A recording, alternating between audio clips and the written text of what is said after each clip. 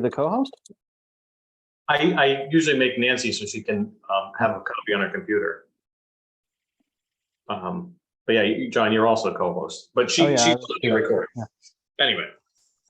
All right, here we go. It is now 7:00 PM, Thursday, September 15th, 2022. Call this public hearing a special meeting to order. Go through the roll call. Mike Danello. Here. Fred Jordan. Here. Jonathan Kastner. Surprisingly. Alan Parody. Here. Stan Reinheimer. Present. Alex Strobel. Here. And Marion Stay. Here. All right. Mike, I think I'm gonna seat you for Christie since she's not here. And we'll move on. Item 2, public hearing. A, modification of existing special permit for volume reduction facility transfer station at 400 Commercial Drive. Applicant Eastern Transfer Station. This is continued from the August meeting. Is there a representative here? Tony, I think there's a request to take that off the agenda. So there's, yeah, they emailed over, they sent over a letter. If you want, it's in the file. Oh, totally missed it. It was just sent over earlier this afternoon, 4 Yeah, I just o'clock. posted it a couple of hours ago. Okay. So if you, I mean, it's in the file. If you want, I can share my screen and I've got it up. Yeah, go ahead. Yeah. All right, can you see that? I can. So it's basically from the attorney from Brenton Elliott. This office is legal counsel for Eastern Transfer Station, the operator of the reference facility. ETS submitted an application for modification of the special permit on June 15th, 2022. Application is currently on the commission's agenda for additional consideration at the commission's public hearing tonight, September 15th. Please consider this correspondence request that further consideration of the ETS application be taken off the agenda for tonight's meeting and rescheduled for the commission's next meeting. In accordance with this request, ETS consents to any applicable extensions necessary pursuant to Connecticut General Statutes 87D. Brenton Elliott. All righty. So we have to grant that. We have to vote on that, right? Because they're asking for it. You would probably just vote to table the public hearing and continue it till next month. Okay, we're gonna vote. So by item A, not both. Yes. Somebody want to make that motion since John put it out there? Tony, I'd move to continue the public hearing on the transfer station until next month's meeting. I don't have the date of that meeting, but if you can fill in the blank. It is the 20th of October. I'll second the motion. Thank you, Mike.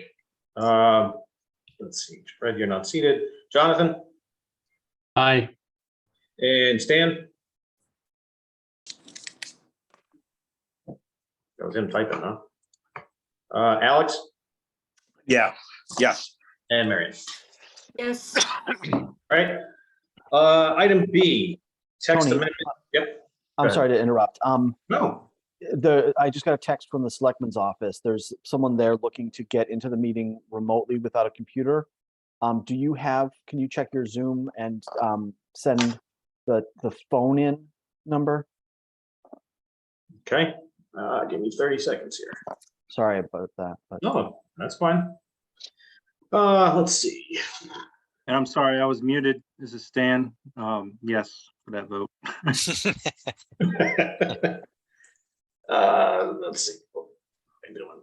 I clicked edit by accident, cancel. And I want to show the freaking thing. Come on, expand.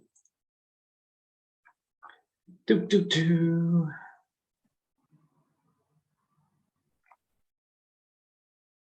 Totally missing here.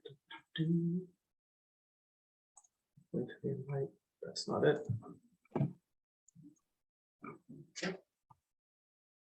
It is not letting me do that mid-meeting.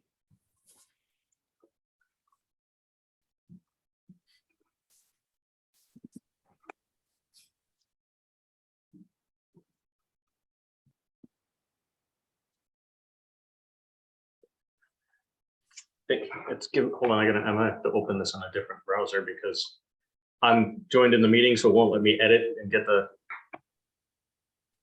Let's see. Don't mean to derail this, but can you look at the meeting in Zoom, like you have your list of meetings on Zoom? Mhm. It's not showing me the call-in thing. It's just giving me the meeting ID. Can you copy the link or something like that? Or copy the invitation?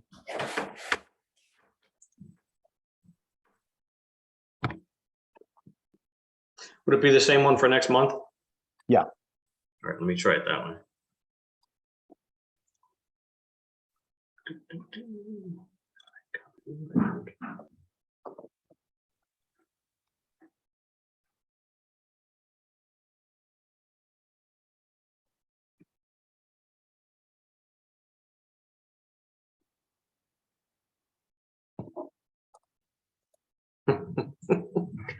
All I can do is copy the link and send it to you. I don't know if that's That's fine.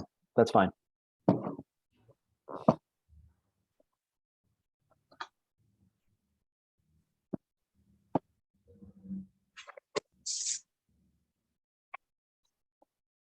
You get it? Where'd you send it? Deep River? Yep, sorry. Huh. Yeah, no, that's not it. All right. All right, I'll figure it out. I have the meeting ID. That's good start. All right, thanks. You can continue. Sorry. All right, where were we? Let's see. We are on to item B, text amendment application to revise section 4.26 preservation and recreation zone to allow general merchandise / arts and crafts market by special exception. Applicant Kim Bartolotta.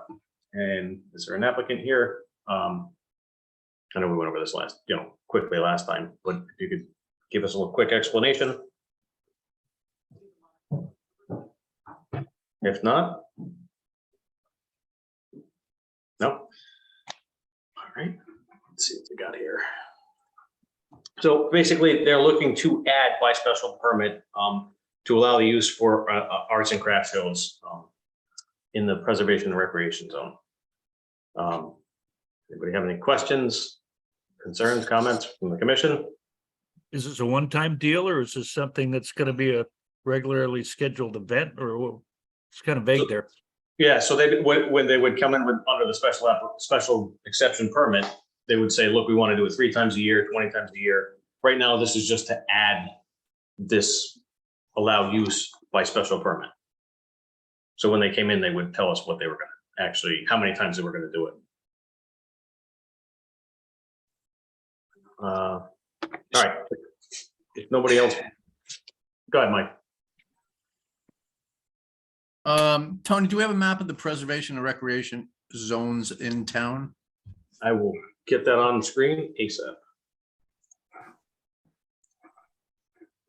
All right, not as fast as I thought, but we'll get there.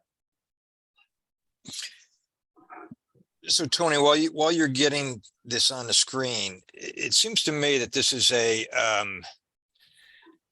more of a permit for an event as opposed to something that falls under the purview of a physical facility that's typically regulated under zoning.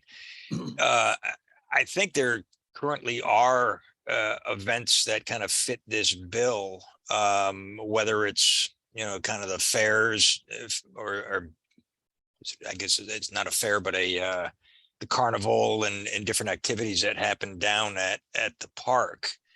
Why is this different than that type of activity where you would have, vendors come in for a day or a weekend?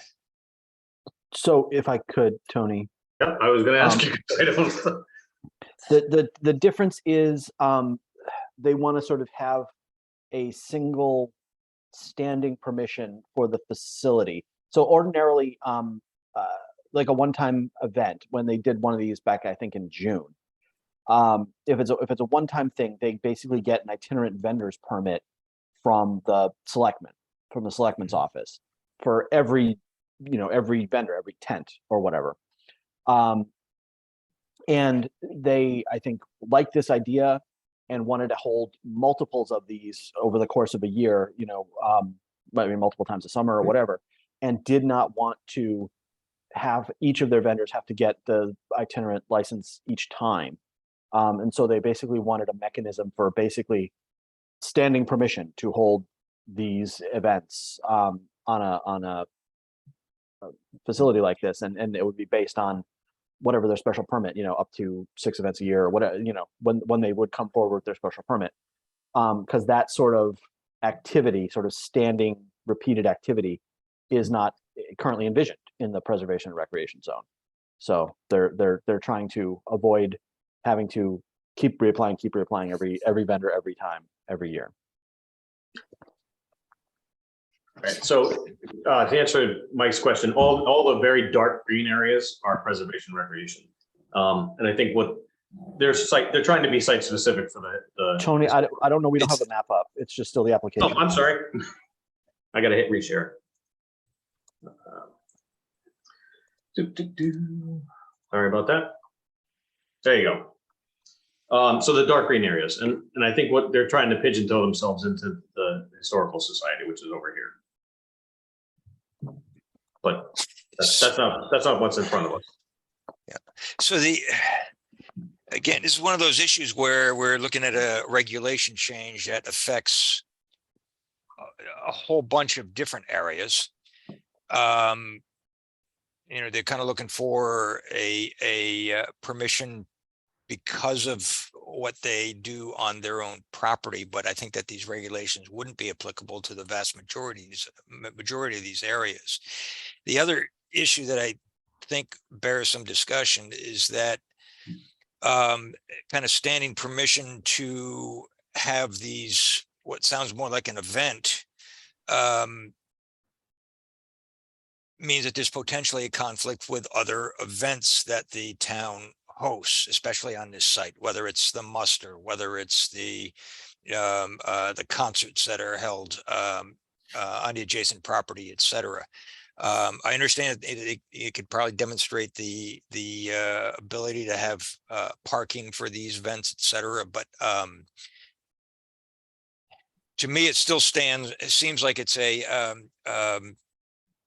event permit. If they want to do multiples, I could see where it could be handled as submitting once a schedule of these events for a year and make sure that it's coordinated with other town events on the preservation and recreation and zones. But it's such a kind of a broad implication to add this as a acceptable use and all of these tracts of lands that are dispersed throughout the town. So I have some concerns with it because it really is a retail operation or a event type function. I understand where it'd be appropriate on this particular property, but it's applicable to all of these preservation and recreation districts. So that's my concern. I'm gonna piggyback on what Alan said. I think though, because it's a special permit, like let's say they came in and they want to do it at the cemetery. If they came before us, I wouldn't vote for that. But that's just me. Mike, go ahead. You get your hand up. I mean, is there some way that we could designate a particular area, whether it's Devitt's or the Historical Society or the Town Green, for such events, even if it's changed to an arts festival, something of that nature, so that we can eliminate Alan's concerns, which are valid, that it could be done anywhere in town in any of these parcels, and give them, the town sets the dates of, April through November, something to that effect, so that way there's a calendar set, so that if 3 or 4 different organizations want to do an event, there's a calendar at the town hall that says this is where it could be done. and these are the dates that are available, because the Art Guild of Guilford reserved that field for that day. I mean, I agree, and my first thought is, I mean, this is kind of what we were trying to do with floating zones back in the day, but almost got, run out of town. The other option is, so this is slightly different. You recall, I think probably last summer, maybe early fall, the Congregational Church basically across the street from the Historical Society there, applied for to have basically farmers markets, and that's a different zone. That's a village mixed use, I believe. Mhm. And basically town functions, town uses are allowed there by special permit. And so they piggybacked on that and got the town to essentially endorse or co-sponsor the idea of a farmer's market there. But in the recreation zone across the street, that town use is not currently included. So perhaps a simpler solution might be to include, sort of town or state uses, and then let these folks sort of petition the town to kind of co-sponsor something like that. Yeah, I mean, I agree. I get it too, and it just, I mean, I'm just gonna throw this out here, but I think this delves deeper into our problem with our zoning map, where these things are just kind of plopped in place. The Historical Society doesn't fit the standard for the planning and recreation development zone anyway. It's a smaller parcel. But hey, I think there's 100 ways to slice this one. I'm not terribly concerned about the special exception, because again, if somebody came to us with, the state forest and they wanted to do arts and crafts there, we're going to see it, and we don't have to approve that. Mike, you got your hand up again? Yeah, sorry. I mean, for example, there was the question is, was there an overrun with our farmers market that particular Saturday when they had this arts and crafts festival? Because, again, this is just an example for how it affected our business. Our guests, every Saturday morning, we tell our guests that the farmers market, and they love going up there, but that particular day, there was no farmers market there, just the arts and crafts festival. So I don't know if that's some type of conflict that could be worked out moving ahead, so that everybody gets a fair share of using the town facilities for their events, which I think are great. Yeah. I don't know. I don't know if there was a question in there, or it was more of a comment on looking to see how we could organize that so there's an ongoing, easy way of doing it tied to a specific location or locations. All right. So quick, I mean, we're getting slightly into the weeds here. I just got to open this up to the public too, in case there's anybody there. So, anybody from the public have questions, concerns? This is a public hearing. Comments? All right, gonna do it 3 times. Wait, I do. Yeah. Mr. McDonald. Sorry about that. No worries. No, I do. I'm just trying to get the camera and the mute button off at the same time. Just to address a couple of things on that. I understand all your concerns, and they're very legitimate concerns. And I don't disagree with them. The biggest thing with this particular thing is we kind of have these events, and this is where Tony, you briefly mentioned on the floating zones, and I think there are better names for that, and there are better ways for that to take place, or to structure those, that type of thing, or layover or something like that. But this particular property, the town green and the church green, as Mike mentioned, are event where things like this kind of happen all the time anyway. What we really would like to do, and why we suggested that they go this way, is so we can get them so they're not violating anything. Right. As well as the tremendous amount of paperwork that goes into the event that has to happen at the town hall level if the property doesn't have this kind of permission already. So I'm not suggesting you make this change because of this at all. I just want you to consider that there are other factors that come into this besides just, all of these properties that fit in this zone it's not necessary, but the three that Mike brought up are properties that really, these kind of things are perfect for them. We don't generally have conflicts. I can tell you that the farmer's market didn't occur that way that day because of something that was happening at the church, and they didn't want to give that green up. So that there was we would actually love to have the farmer's market and the maker's market at the same time. What a great opportunity to bring people into town. Right. But I don't know how you can resolve it. I've got plenty of ideas, but that's not my role. I think that it's something that I'd like very much for you guys to consider how to get this kind of thing so that we don't have to spend multiple hours creating permits for every vendor that comes to these events, because they want to do this four times a year. And it was a wonderful event, and it brought a lot of folks to town.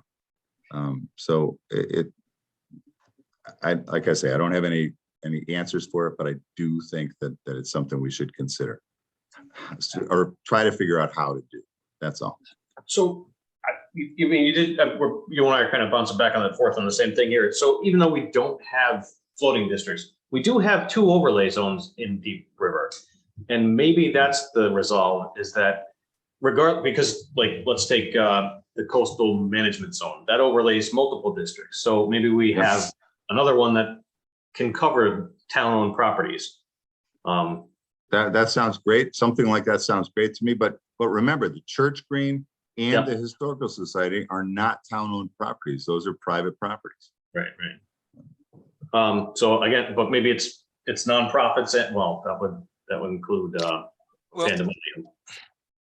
I guess there's another way to look at this is, I mean, when you look at our zones, there's a little bit of gerrymandering that occurred when we began to, kind of map this out. But if you look at the property in question, number 142, and then you also look at the adjacent property 139, which has similar activities, kind of town-wide, event type activities. And then the other properties across the street, being the green at the church. This is an area that these types of functions do occur, but they're designated as different zones. So this is an activity that is permitted by special permit in the village mixed use district. Correct, as I'm posing that as a question. My understanding is that that's the farmers markets, those activities happen there. But the nature of all of these properties is similar. They are conducive to public events with a mix of retail in there. And maybe maybe they need to be characterized differently, that village mixed use district includes those other 142 and 139, because I think that the nature of those, preservation. I think there is a function of recreation there, but it's also kind of on the core of Main Street, and those are the type of properties that do support the public events. So maybe they need to be characterized the same. I mean, I'm always an advocate of properties that are on opposing sides of the street really should be part of the same zone, because they affect, that's what is the immediate context, is your neighbor across the street is what you're looking at and what you're competing with, and having the same traffic patterns and use patterns. So that might be a different way of looking at this, is recharacterizing those properties as part of the village mixed use district, as opposed to, approaching it from an overlay. I think the overlay has merits too, but again, that introduces some other potential issues. All right. Stan, you got your hand up? Sorry, I was just about to lower it, but Alan just covered what I was gonna say is if the Historical Society joined with them and then we kept the park of Devitt and like Platwood Park, that it had to go through the town for approval. But if it's a private owned historical society, if it was added into that, then maybe they could get by with that direction. John, you got any input to that? I mean, is a zone change gonna fix this? So it would be the proposal would be just to switch the historical society property over to village mixed use I think both. I mean, and the town. yeah, because they're the only two green pieces there that are Yeah. just out in La La Land. That, Yeah. you know, I think that's reasonable. But the Devitt Field is town owned. Right, it would just, I mean, would switch zones, but nothing would change there. And, you know, Steve, you got your hand up? And he disappeared. I think There you that, can you all hear me? Yeah, I think the nuance is that the town was actually co-sponsoring the farmer's market event across the street, so that if you wanted to hold or, hold under the approval of planning and zoning events on the historical society property, the town would have to step in and then go yeah, ahead and sponsor these events. right. Whereas if you allow the use blanket by special permit, they have to come before the commission and get approval. And you can place conditions on it. But the difference is that the town doesn't have to be involved with sponsoring all these events. And I think the difference with some of these other properties that are maybe zoned PRD already, but are owned by the town, is the difference is that the town is already sponsoring those events Right. at Platwood Park and et cetera.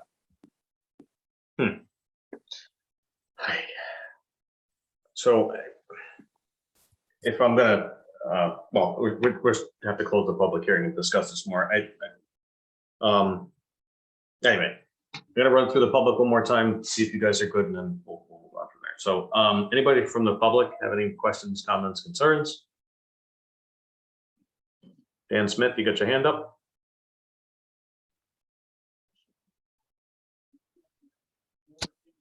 You there? Right. Daniel Smith had his hand up. If you can unmute yourself, you can jump on in. Yeah, I thought I was unmuted. Can you hear me now? Oh, I can hear you now. Go ahead. Oh, I apologize for that. No. So my question is, so somebody comes with a special permit and they say they want to do this 4 times a year and they have the dates. How does this commission, I mean, do you have the resources to cross-reference all those dates with anything else happening in town? I mean, is this the right place for those special permits to go? So, I mean, they would hopefully check with John and or Steve and they would check with, they would do their due diligence, I guess. Most likely because it's, and Marion can probably answer this better, but because it's the Stonehouse or the Historical Society, they're not going to double rent. They're not going to go, oh, you know what, there's a Christmas show that day, you might as well come in too. So I think they're going to oversee that before they come to us with the dates. That's my answer, I guess. But I like I said, Marion, we know more about it. Marion, you got your hand up? Yeah, sorry. The problem with sometimes events that we've had at the Historical Society is that there's no place to go to find out if some other entity, nonprofit, whatever, is holding an event the same day. You can't go to the town hall and say, oh, is the Rotary having an event? Or we ran into a problem. We had the Bourbon and Bubbles event with not knowing that, I can't remember, the Jams for Cans or event was happening the same time. And there was a little bit of chagrin on the other entity's part that we were holding an event the same date, but we didn't know that. So that's number one. I had my hand up because on one hand, this is kind of a devil's advocate thing. when I looked at all of the green areas and looked at this regulation as being allowed in any of those areas, it seemed to me like the zoning commission could look at each individual area and determine whether it was appropriate for that area or not. Because some of them really, I'm not sure if anybody would try to hold a craft fair at Canfield Woods. You know, the site just doesn't lend itself to that. Right. On the other hand, Platwood, you could see a craft fair or something of this nature at Platwood, or obviously Devitt's Field, and maybe there's a couple of other areas that it could. So I think to some extent, the nature of the site is self-regulating. Although something that's just, you know, that says general merchandise or arts and craft market is so open natured. Personally, I have a little bit of concerns with that.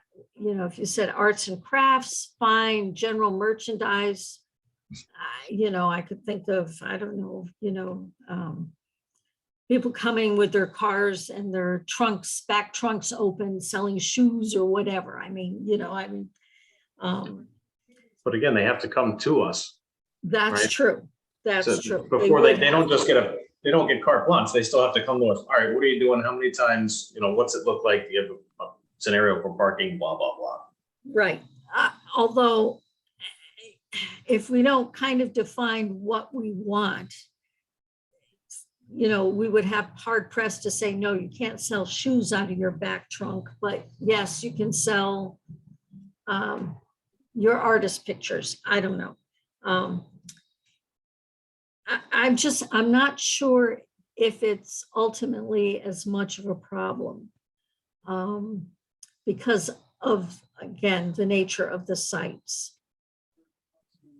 But again, we have to kind of look at everything. Mike, I know you got your hand up, but I want to play devil's advocate myself for a second. So across the street at the farmer's market, you know, they're selling a lot of farmer's market stuff, you know, vegetables and honey and all that stuff. But there's also jewelry and, you know, general merchandise, T-shirts, et cetera. You know, so I, you know, if it was just that, then it's not really a farmer's market. And, you know, arts and crafts plus other general merchandise. Sneakers probably showed up for us, probably wouldn't be so much. Just my opinion. Mike, you got your hand up. Yeah, I mean, so as a town or the zoning commission, whomever entity would be responsible, can't we establish now or at some point what parcels would be available for the uses that would be determined beneficial to the town? And have a calendar such that plot number 86 wouldn't be having a large event the same time plot 142 would be, and we'd have a traffic jam. So here's Mike, here's the problem. One is it's private property. So you can't, I mean, if they came to us with a permit, we can say, you can ask them, have you looked into the, you know, if there's anything else on there, but we can't really regulate that. All we can say is, we think that your merchandise sales would do good for the town, go ahead, or don't go ahead. And it can't really, unless we did floating zones, we can't say it only works on these 4 properties. They're just looking, right at the moment, they're just looking to add this change. And then when they did come in, then we could say, I think it fits or doesn't. So we would have, Tony, we would have to do that for every permit that comes to the town? Yep. So if they came in and said, we want to do it twice a year, you know, in Canfield Woods, I'll pick on them. And we were like, you can't do that. So they said, all right. And they came back and said, I want to do it 10 times a year at the, you know, Devitt's Field. All right, that might fit. But it would cover all these green spots. Tony, I don't know how to raise my hand on this damn thing. Can I? Raise your hand, Fred. Just put your hand up in the air, All Fred. right, There you Fred, go. give me one second, Fred, because Alex had his hand up first. okay.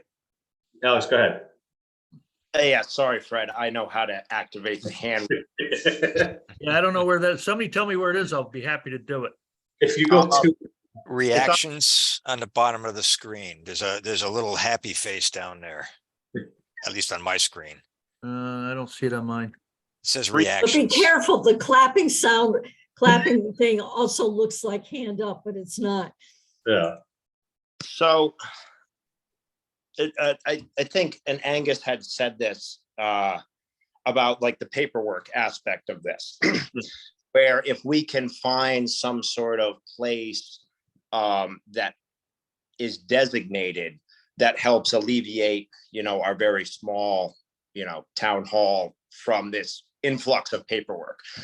I understand what everybody's talking about with the Stone House and the church both being essentially private property. So why not just designate literally a place that the town owns and just create something where if somebody wants to go there, they have to get in touch with that committee or that whatever, like make it streamline the whole thing. So no more craft fairs or farmers markets at the church, unless the church wants to put on a bake sale or what have you. Like, let's alleviate the headache of, is this place zoned or do they have to come to us or this, that, the third? Why can't we just say like, hey, Platwood Park, that's got a nice big open parking lot. Like, people want to go there and sell there. The perfect example is the farmer's market. Yeah, there's people selling soap, jewelry. That is not for this commission to say like, all right, well, what kind of shoes are you going to be selling? Is it pictures of shoes? We're not here for that. Let's just, and I don't want to say pawn it off on somebody else, but like, let's not have it be the town hall that has to go through all this paperwork. And let's not have it be us, once a month saying like, hey, 7 people in town get to decide whether or not what you're doing is good. So why can't we shift the conversation to where is a good large place in town that the town owns that would be conducive to all of this and get rid of this headache, you know what I mean? The opinionated headache of it. But anyway, if you're looking for the hand up, it might be at the bottom. It says there's 3 dots and it says more on my computer, but neither here nor that's, I'm just always very, very worried about us going in circles and circles and circles. So let's just change the narrative completely. Like, what does it look like if we just find a place that is large that the town owns? I hate to say the church, the cemetery, but like, if the cemetery had a 300-car parking lot, like that could be, a very useful place. That's all. I'm going to piggyback on kind of what you're saying. I honestly think that I'm going to just run this through my head real quick. So let's say we did approve this. I honestly think because and Alan touched on this, we keep getting these things to redo the regulations and try and squeeze all this stuff in, which means that the regulations and the zoning map aren't fitting what people are after to begin with, which is kind of why we need to do the POCD and, push on John and Steve to get that moving. But guys, we've got to get, we Right. have to rise and move forward, and we have to really think about how this town is growing and the new traffic that could be here. We see this stuff all the time. The farmers market stuff is great. Nobody's saying, come down, peddle your wares. The Planning and Zoning Commission, we are not the people to dictate who gets to sell what, or if that's conducive, or if having a farmer's market helps local businesses. We're all adults. We all can understand what it brings to the town. It brings people.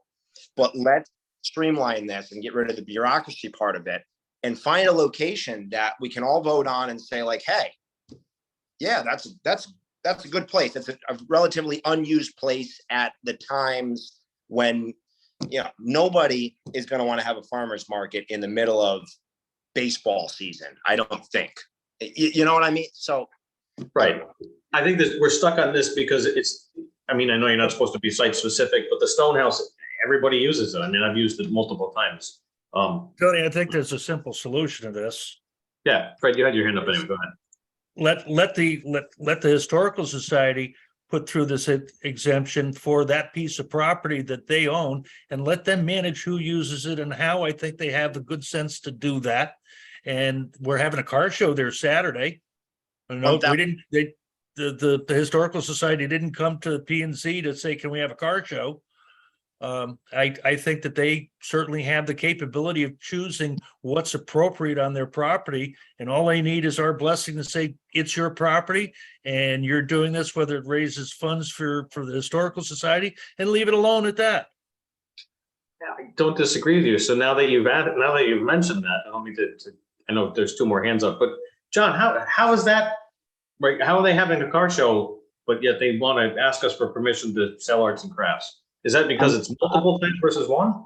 I'm assuming that they're getting vendor permits from the selectman's office. Okay, so it's a vendor permit. Gotcha. There aren't vendors. It's a Or car show. I can, what have you, like, I think that's still the category of permit. Okay, so there's, instead of going, so because it's a one-time thing, they just go to the town, get that, versus these guys want to do it multiple times and don't want to go 10 times to the town. That's exactly right. Jonathan, you got your hand up, please. Hold on, you're muted. Here we go. Can that work? You gotcha. All right. Planning and zoning does not want to get in the scheduling business, believe me. It's, as far as having one town place, we do, it's Flatwood Park. And people want to come and have parties there, and yes, you can go there from 10 to 2 o'clock. And you can have this many people, assuming you're a resident. But then it's a hot day and everybody else from in town wants to come and use their swimming hole and somebody's using it. Park and Rec, Flatwood Park, the landing, and pretty much the auditorium. And it's just, it's a job. And not saying it shouldn't be done. It'll be everybody in town hall wishes it had been done years ago, but it's just, it's going to be expensive. It costs a lot of money to have somebody do all that stuff. Plus you have to educate the Lions Club, the Rotary, and everybody else that they can't just come and do stuff anymore. I don't know what the answer is, but it's not for us or the town to get, or at least for us to get into scheduling. I agree. Alan, you got your hand up. Yeah, I think I agree with a lot of the comments that Alex has made, as well as Jonathan. But I think that there's potentially a bigger planning picture here. And I kind of revert back to kind of the redistricting as opposed to trying to identify specific individual properties with special permissions. If you look at the pattern of use on Main Street, we've got all our retail and Carmars right in that kind of red zone. And then we have our town functions and some of these special functions that are spilling into the village mixed use district, and to some extent to the village residential district. We're seeing, people wanting to have retail in the village residential that abuts the village mixed use. It's a kind of a pattern that we anticipated and want to encourage. So when you look at the village mixed district on kind of plan south of Main Street there, in conjunction with the Devitt's Field and the Historical Society property, and that little tiny low density residential parcel that's kind of in the donut hole of those. If we began to look at saying that's a special zone down at the end of Main Street, a zone that's conducive to these special markets, some quasi intermittent retail, that really supports and there's a synergy with the activity on Main Street, the commerce, the retail that's on Main Street. It's mutually beneficial.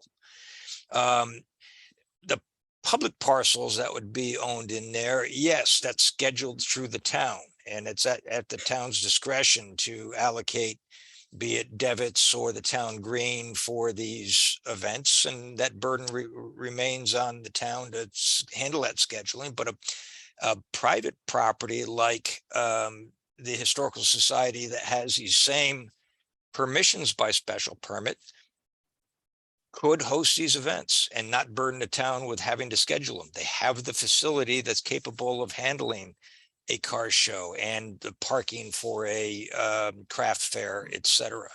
So, if you begin to look at the potential here of reimagining that end of Main Street to support this type of event and a different type of retail, the other end with the Village Industrial District, at some point in time, that's going to need to be reimagined. And that could also be some form of recreational activity at Sports Main Street, or retail activity, or makerspace activity, that type of thing. So in the longer term planning, we need to think of what those ends of Main Street, those, the barbell type configuration, what are those hubs on either end that really vitalize Main Street? And I think that this is the seed of that when we begin to look at those cluster of properties and say, make it a little bit more holistic. I would venture to say that even that small residential property in there, give it the same permissions. It can remain as, a single family residence, non-conforming for as long as it wants, but it might have a lot more vitality in supporting the rest of the, village district activities, as some form of retail or meeting space, whatever. So again, unless there is a special characteristic of these properties that lend them to remain in a preservation and recreation district, it seems like they are more appropriately associated with the the village green and these others, commercial and public type activities at the end of Main Street. It's not a simple answer, but I think that there's a longer term direction that we should be moving in the direction of. Yeah, I don't disagree with you. The fix may just be an overlay district. Fred, you got your hand up? I do. Yeah. What is at this stage of the game, what is the Historical Society actually allowed to do by zoning as they exist? Because, for example, they rent out the carriage house, okay, for private parties. Now, if someone else rents out a piece of their property to someone for private parties, how is that any different? So therefore, what I'm saying is that I think that really, if anything, the Historical Society should come before the board for some sort of permanent exemption to allow them to engage in appropriate activities that benefit the Historical Society, and leave it at that and let them handle the appropriateness. They're a good group of people that know how to handle things like that, and it leaves us right out of it totally, and it doesn't require a zone change. It just gives the Historical Society an exemption for the activities that they've been having all along, like renting out the carriage house, strawberry festivals, you name it. I don't disagree with you, but it's up to, I don't know how you make that happen, Steve or John. Well, because I think that's really a lot easier to have someone from the Historical Society grab that bull by the horns and trying to gerrymander our zoning for those whole areas, that whole list of areas, because that's not what we're after to accomplish anyway. Well, I think we're trying to correct the gerrymandering because Right. that zone is a mess. And I don't think that we can provide special permits to an entity. It's got to go with the land. So I don't believe that the Historical Society is necessarily the permanent owner of that property. They could sell that property, and then that property is available for a for-profit festival Yeah, pavilion. I don't know. In fact, they cannot sell that property by court order and by the nature of the bequest. They tried to lop off a piece in the back for Huh. elderly housing, and the court said no. huh. So that issue is not an issue. My question is, where did this discussion start? And I mean, is there a problem? Are we trying to foresee possible problems? We're talking a lot of details here that seem to be, if not insurmountable, at least a good tall mountain. I think the problem is because we know there's such a problem on Main Street, you keep getting wrapped up in this, is changing zones and changing regulations to pigeonhole all this stuff in. When we've put off for too long fixing, let's call it just Main Street. I think that needs a huge hard look, and there's clearly a lot that needs to be changed there.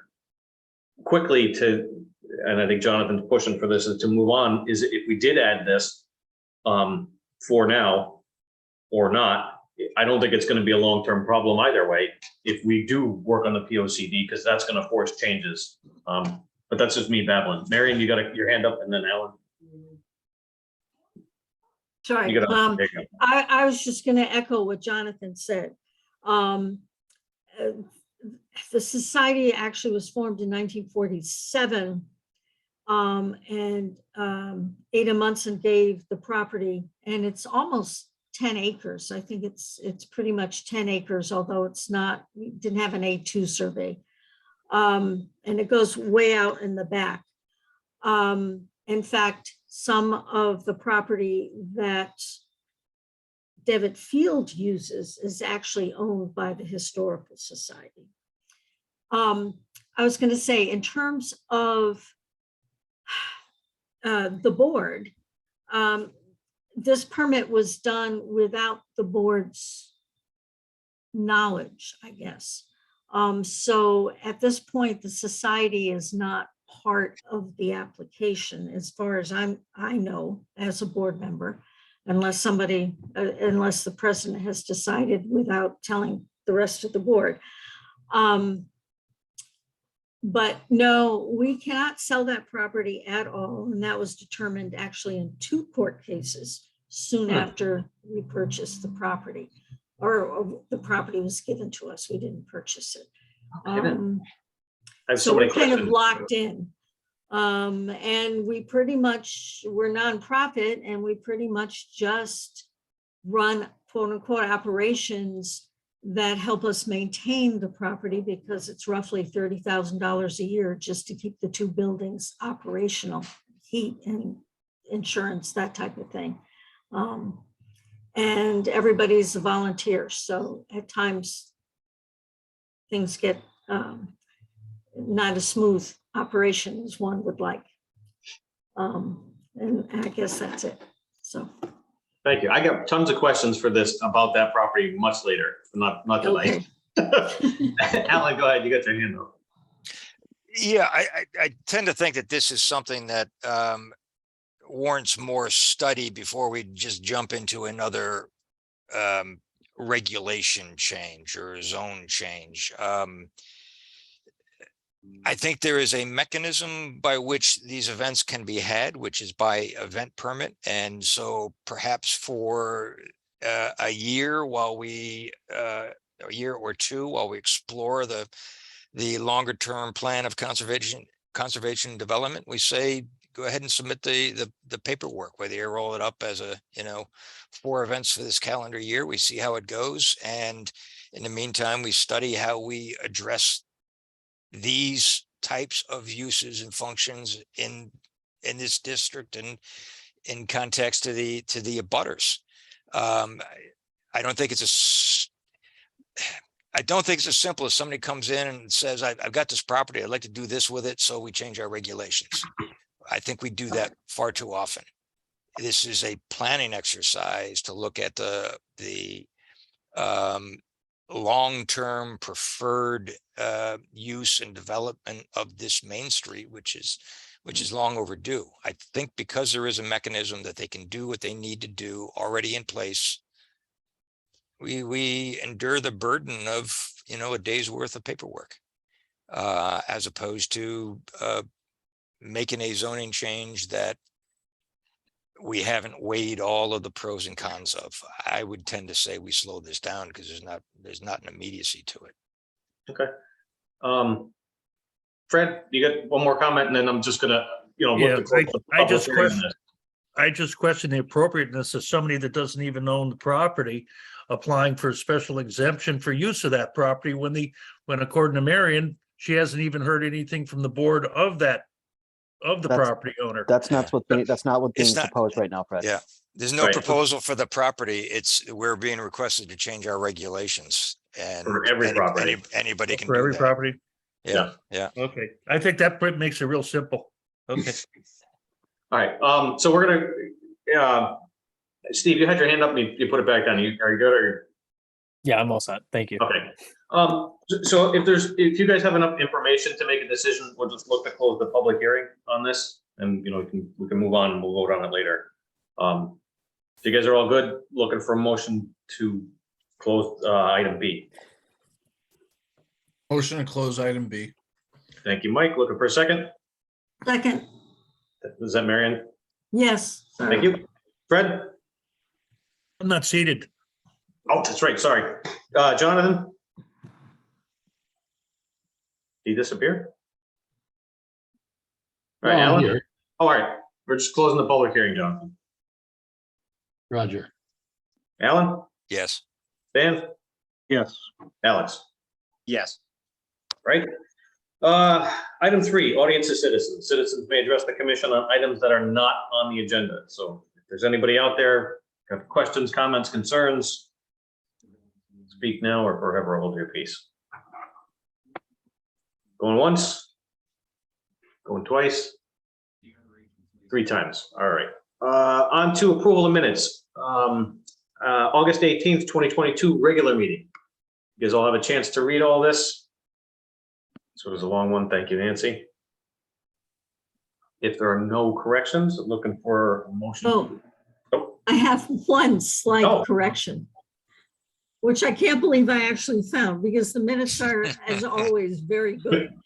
But on page 3, under public comments, I think from the bottom, the second to the last sentence, it should read, he can smell, and there's an extra S in there. He scanned smell. I see. All And right. it's a miracle that I found it because I never find anything. All right. So with that correction, was that your motion? Yes, All right. Looking for a second. Second. Thank you, Mike.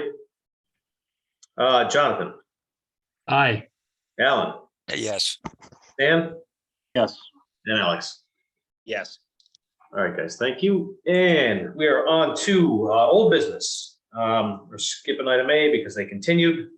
Back to B, text amendment application to revise section 4.26 preservation and recreation zone to allow general merchandise, arts and crafts by special exception applicant in Bartolana. All right, with that being said, you guys make a motion. You're gonna talk about this some more. Where are we at?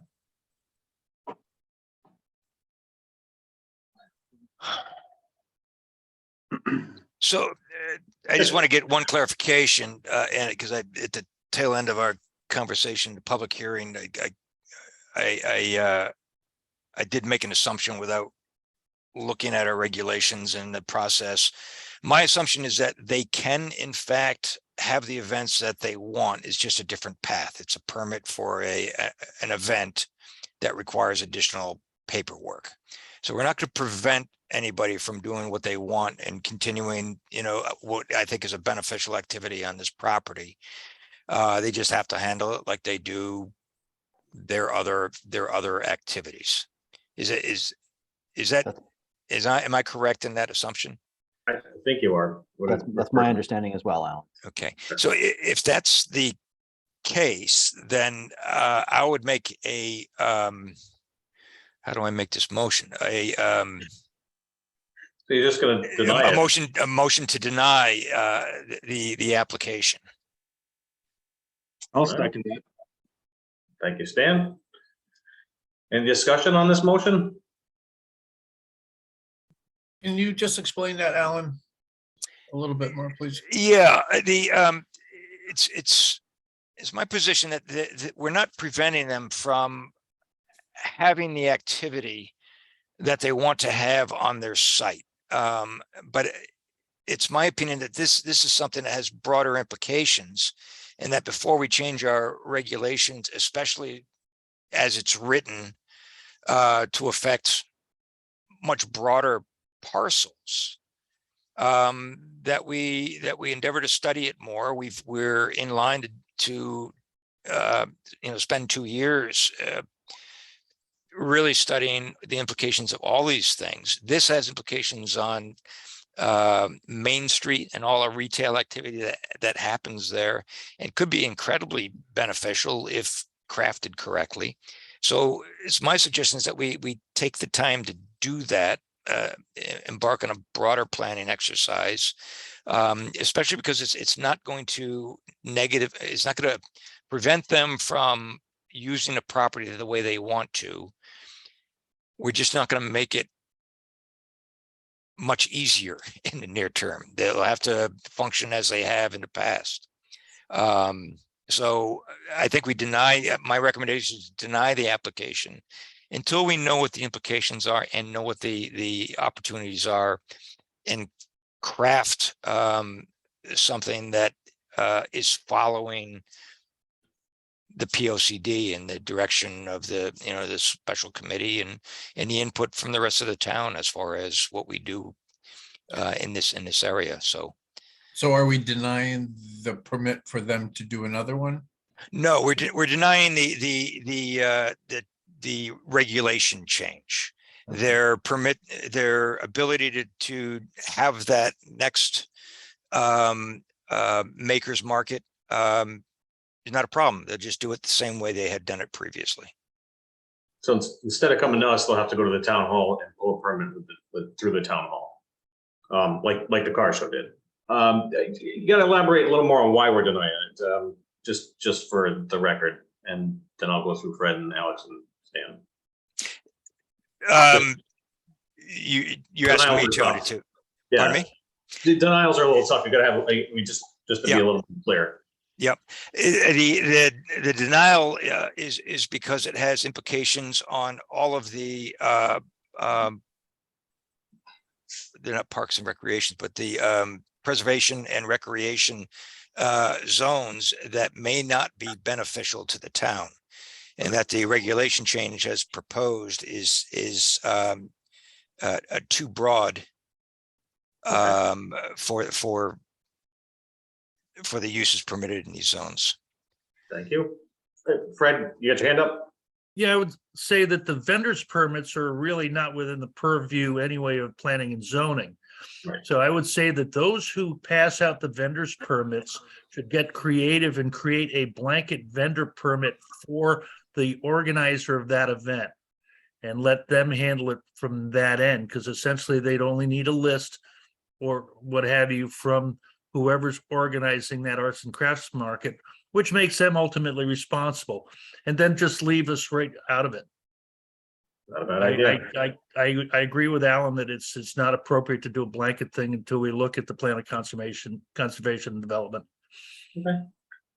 All right, I got a motion on the floor and a second. There's no more discussion. I'm gonna go through the roll call. Is good? Mike?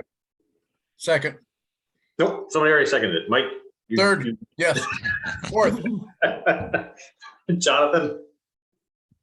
I'll be fifth. All right. You guys are gonna kill me with this. Alan made the motion, Stan second, Alex Yes.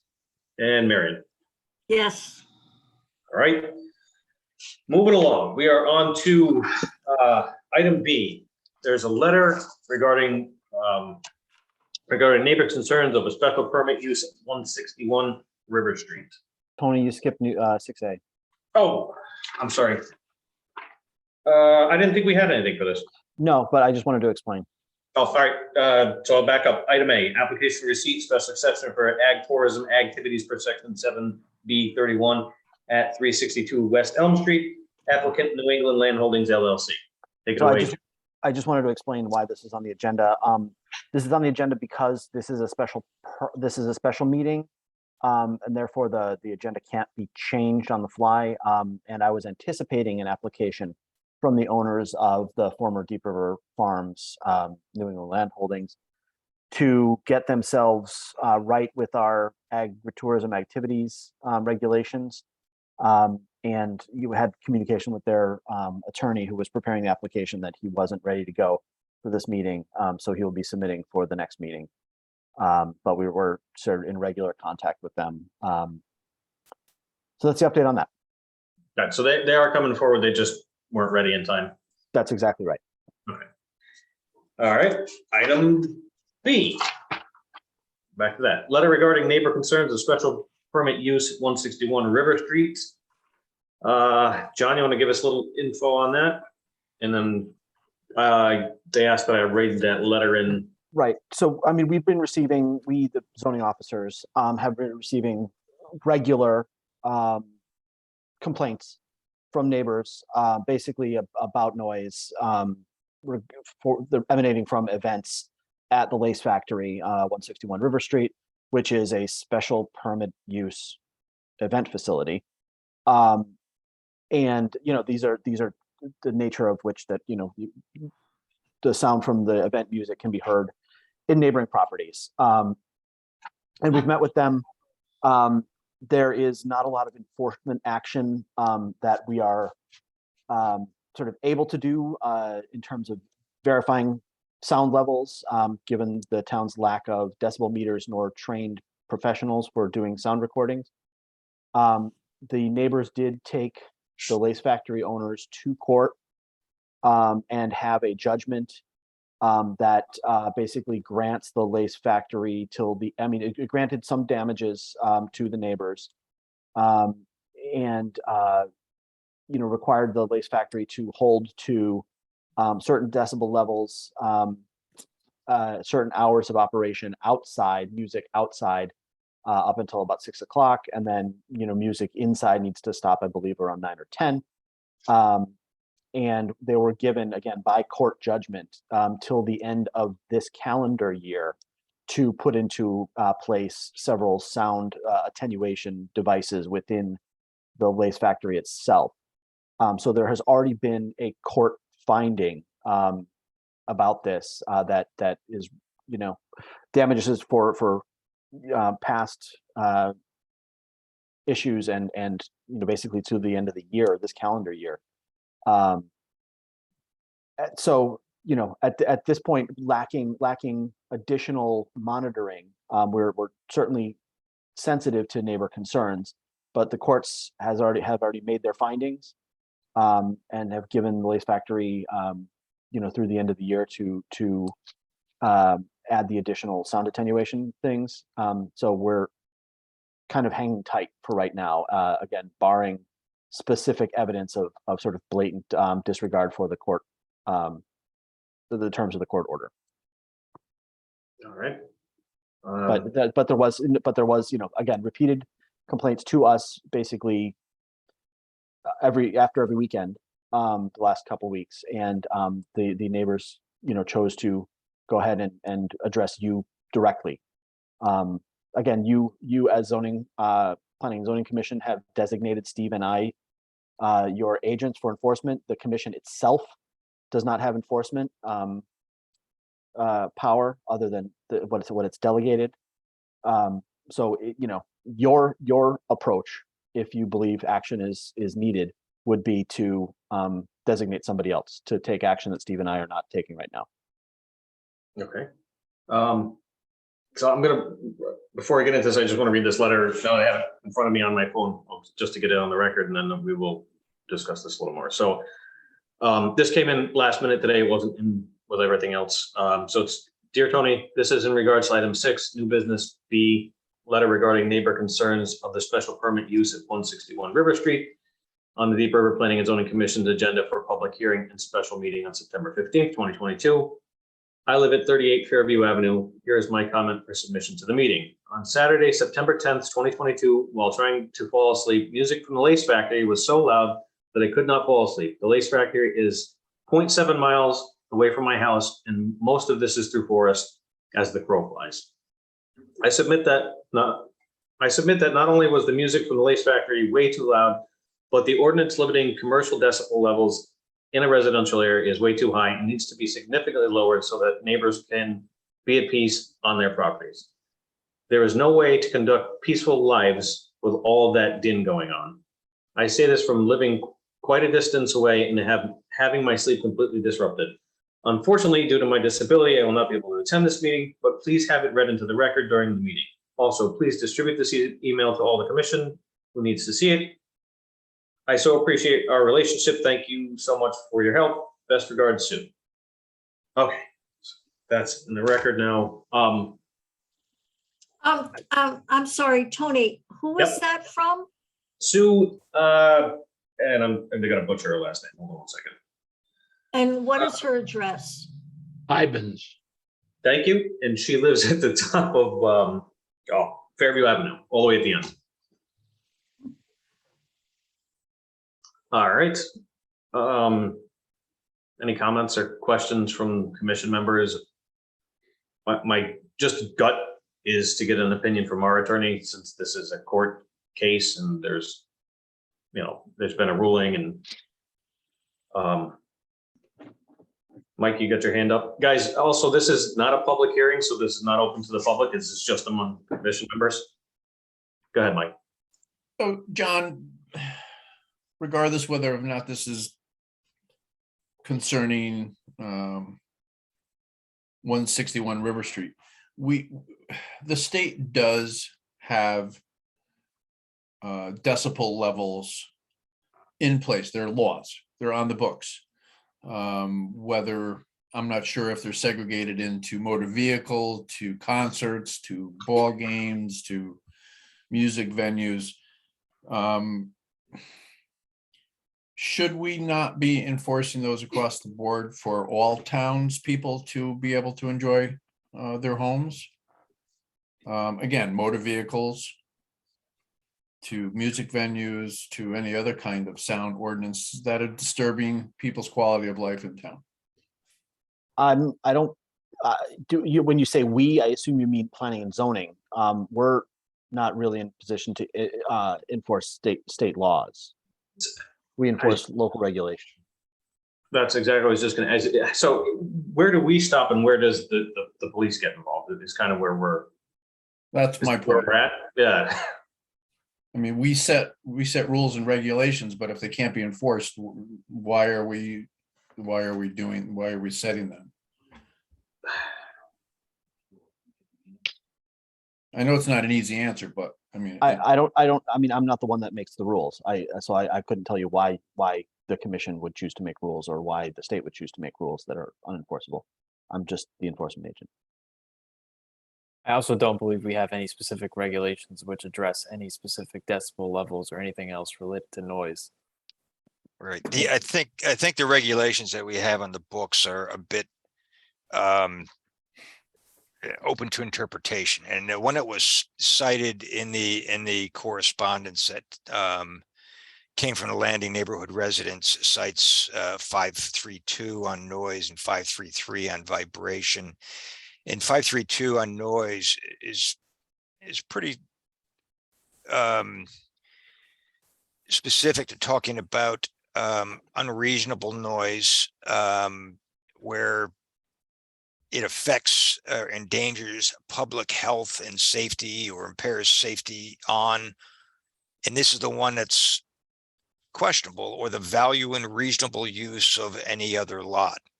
And that becomes vague. So what is the reasonable use of any other lot? That, the one in question here is your reasonable use of your residence, your backyard, et cetera, and at what level is your neighbor's noise going to impact your use or your enjoyment of your property.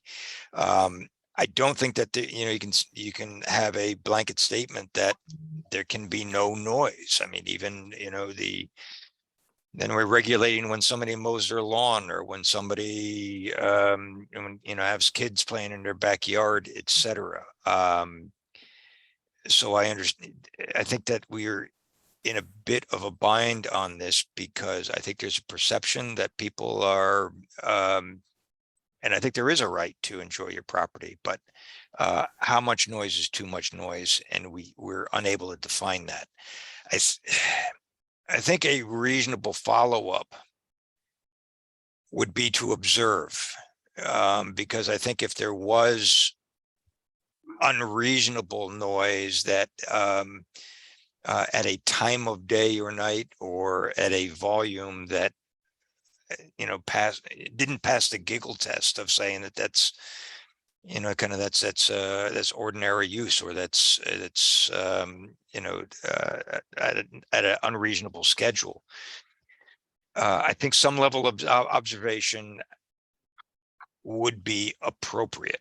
If it ends up in the zone of, well, it's a judgment call, then the burden is on us to begin to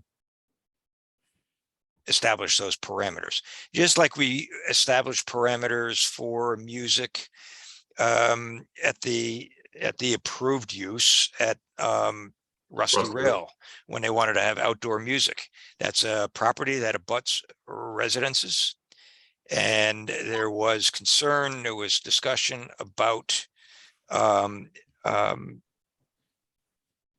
providing some isolation, visual and sound isolation, restrictions to certain times of day.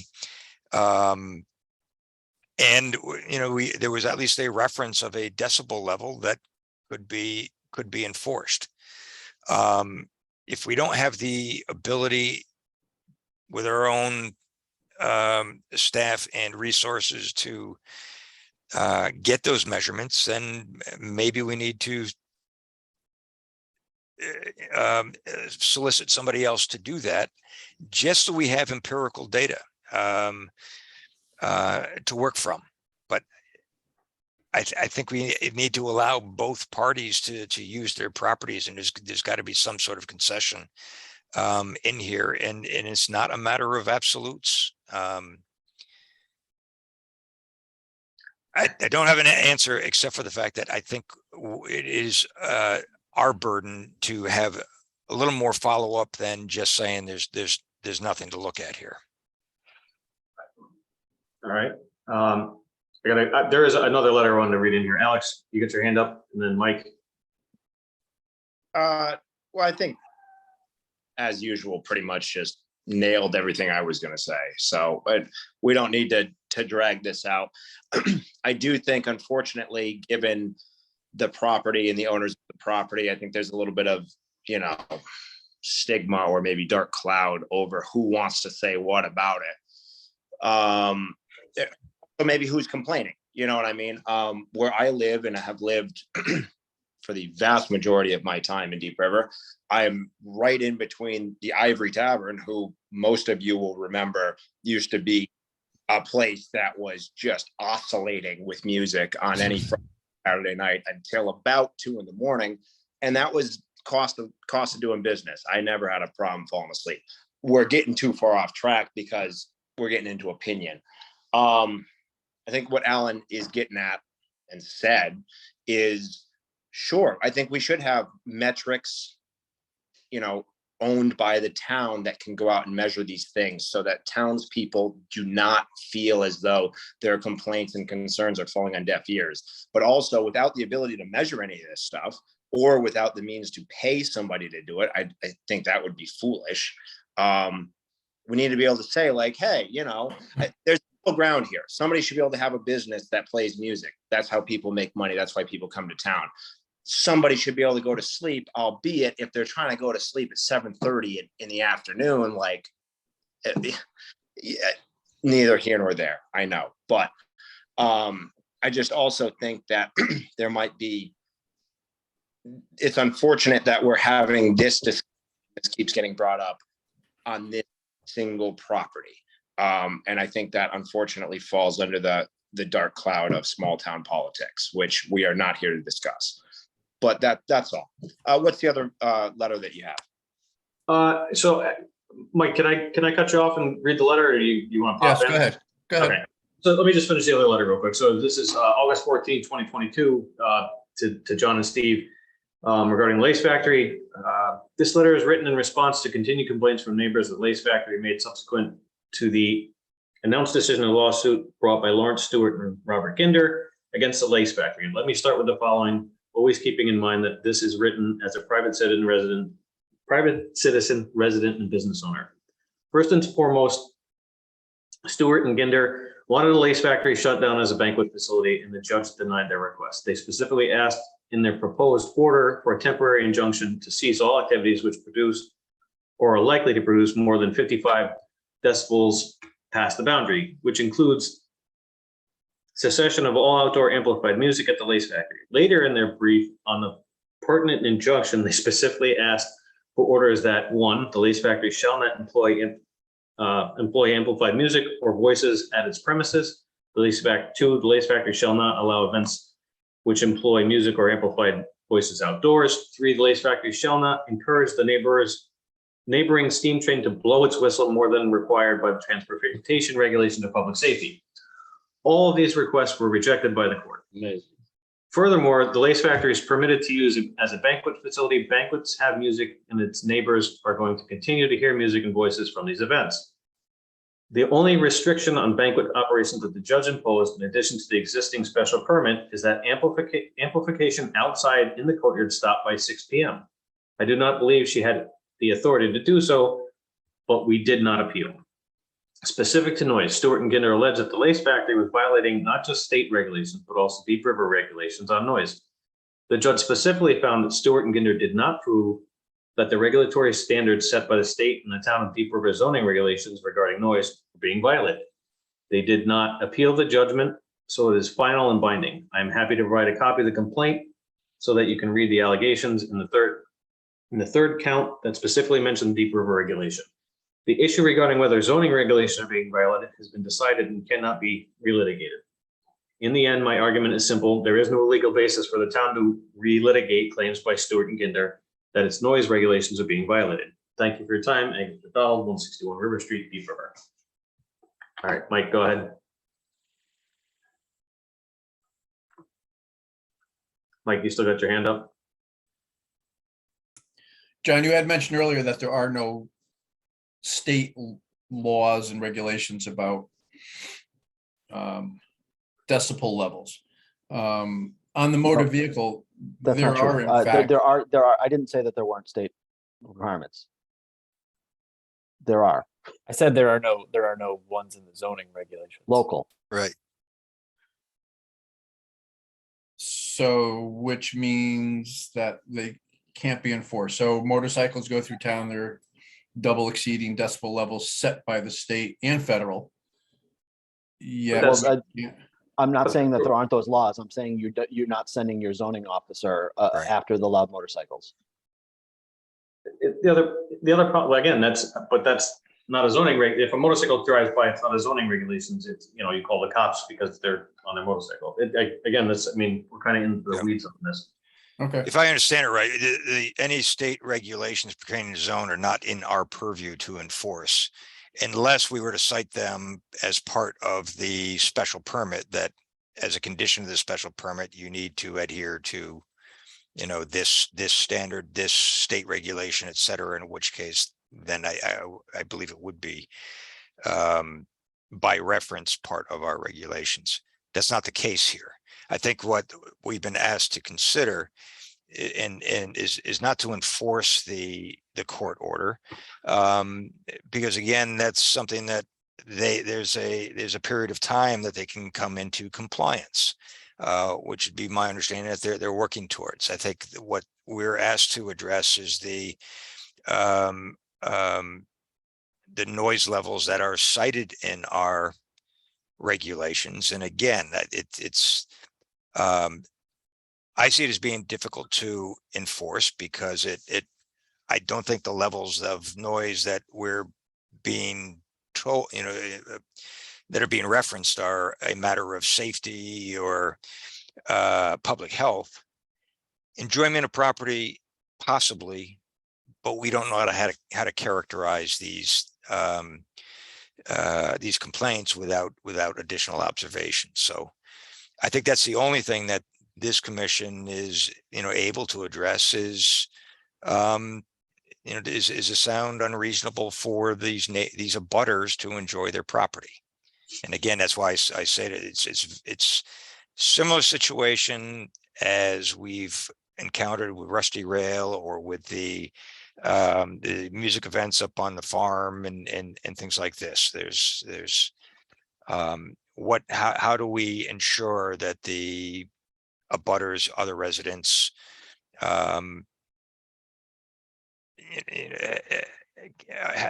the use and enjoyment of their property that is supposed to be assured within our regulations. So I think that's the only issue on the table, unless I'm reading this incorrectly.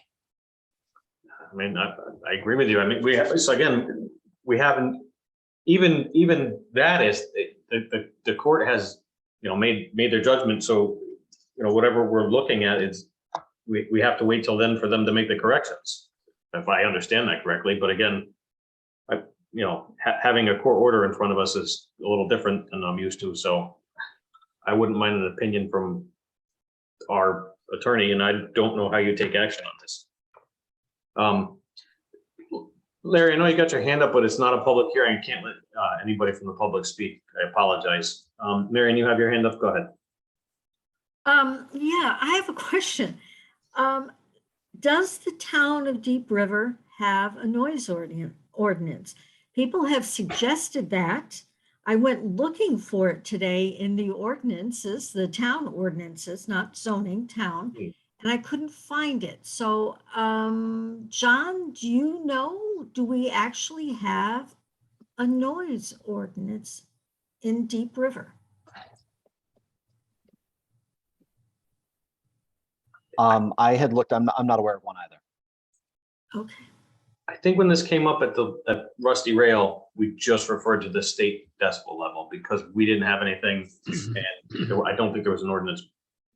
I'm trying to remember. Yeah, I remember we were talking about the state Yeah. regulations, but I just wanted to be clear that if we did or did not have an actual town ordinance. And I agree with Alan and you. Our regulation is very vague. It doesn't say that you can't hear noise on an adjacent property. On the other hand, if something is really loud, it is annoying. We all have our personal idiosyncrasies. I hate leaf blowers, but that's me. The only people reference to don't. noise in the town ordinances actually relates to itinerant vendors, hawkers, and peddlers, in which they are prohibited from use of bells, horns, loudspeakers, or other devices creating noise in connection with the sale of goods, merchandise, wares. In Deep River. So that's it. I remember reading that. Jonathan, you have your hand up? You got on mute. There you go. Is that good? Okay. There you go. Noise ordinances are similar in many ways to blight ordinances. They're very difficult. The blight one is worse, and we're not doing that now, but just to point out, people complain about their neighbors, the person down the street, it's, affecting the value of my house. They don't cut their grass. Anyway, noise ordinances, yes, there's some science there by which we can judge. But there's a reality here, and I'm not speaking about 161. I abstain to that. Even this small town, who's going to get together and make a few paragraphs or many paragraphs that everybody can understand and that can be easily enforced. I'm not saying we can't do it, but this is not just a matter of, yeah, we got motorcycles on the street. They bother me too. By the time you call the cops, anyway, I'm done. All right. All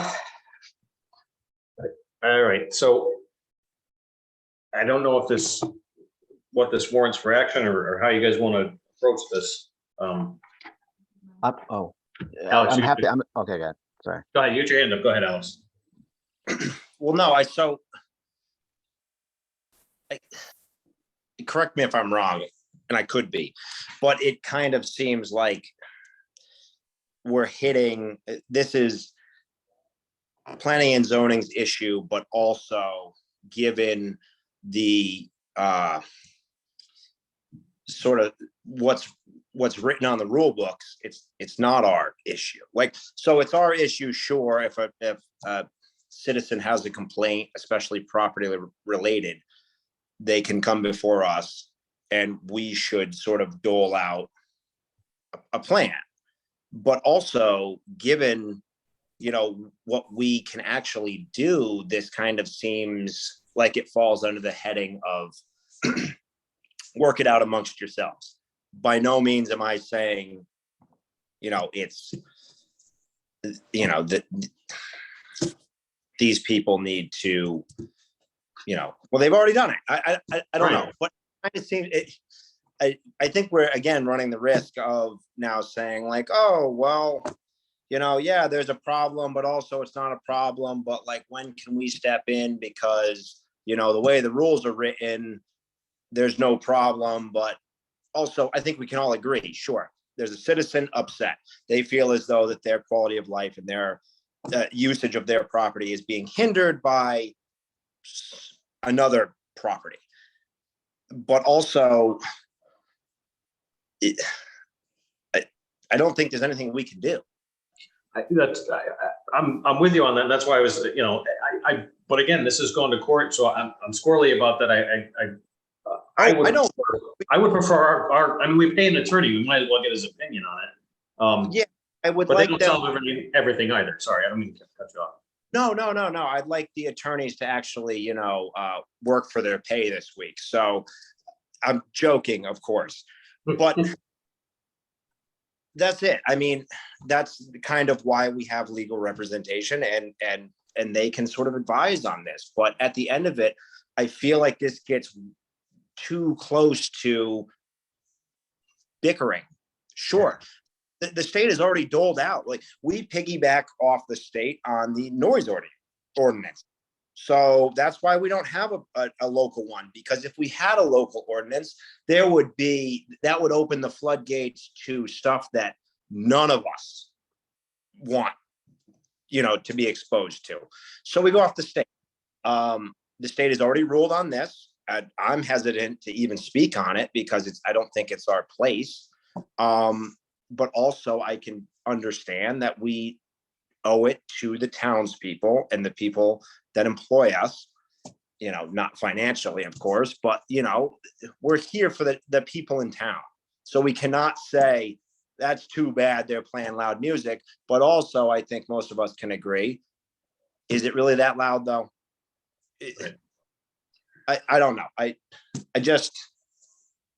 just trying to voice a sort of a logical voice of the streets sort of opinion. That's all. I get you. Fred, you got your hand up. It would seem to me that it's a law enforcement issue, not a planning and zoning issue.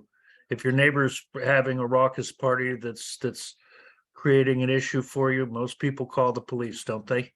Right, that's, I can't, that was my gut, but I'm still, like I said, I'm squirrely because there's a court case. Mike, you got your hand up too. Yeah, forget it, Tom. What's that? I think that was a pass. No, all right. So, John, do we have to, I mean, do we have to vote on this in any way? I mean, it's on No, here. if you find by consensus you'd like the opinion of the attorney on any further action by planning and zoning or its designated enforcement officers, we'll check it out. Okay, well, what do you guys think? That's just my opinion. I'll leave it up to the rest of you. I'm not sure what to do. Tony, I think that since, I mean, there's, I don't know, what, 12 or so signatories. So it's not one person's opinion. So there's an opinion that there's a transgression and it's citing our regulations. And I'm going to go back to the same line here that says reasonable use of any other lot. So I think we do have a burden to at least opine on what's reasonable use of an abutting lot. If it's such that, you know, you can't have a conversation or you can't listen to your own music, I think we could say it's like, well, you're impairing somebody's use of their backyard. But if it's, if it's restricted to reasonable hours and a reasonable volume level, and as kind of dictated by the court, it's in that direction. You say, he's like, yeah, I can still have a conversation on my patio. My neighbor might be a little bit annoying, but it's not preventing me from enjoying my property. Somehow we got to define what reasonable is. And since it's in our regulations, we have that burden to either correct that or opine on that. So again, I think we have a burden to address it legally. What is our legal obligation? Let's talk to the lawyer.